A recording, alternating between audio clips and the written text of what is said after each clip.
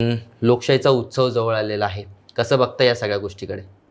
खरं तर हा लोकशाहीचा उत्सव लवकर व्हायला पाहिजे होता, पण बराच वेळ लागला या उत्सवाला यायला. त्यामध्ये बरेचशी कुचंबना झाली, लोकांचे कामं बरेचसे रखडले गेले. मेन म्हणजे आपल्या प्रभागामध्ये महेश सोसायटीचा चौक जो आहे, तिकडे गेली 3 वर्ष झालं ड्रेनेजचं काम चालू आहे. पण अद्याप ते पूर्णत्वास झालेलं नाही आहे आणि अजूनही मला वाटत नाही की ते 1-2-3 वर्ष कंप्लीट होईल.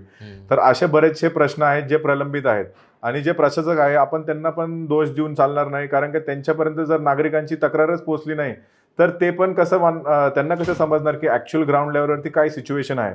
म्हणून हे निवडणुका गरजेच्या आहेत आणि नगरसेवक म्हणून नगरसेवकाचं कामच हे आहे की ते जे आपले स्थानिक नागरिक आहेत त्यांची समस्या महानगरपालिकेमध्ये मांडायचे आणि प्रशासकांना पटवून द्यायचं की त्यांचं रोजचं जे जीवन आहे ते कसं सुखकर होईल त्या कामातनं. पण त्यांच्यापर्यंत ते पोचलंच नाही, म्हणून ते खरं तर विलंब लागला असेल असं आपण समजू. आणि इथून पुढं जर इलेक्शन झाले, अजूनही माहिती नाही होणार आहेत का नाही, जर झाले तर नक्कीच आपण त्याकडं काम करू.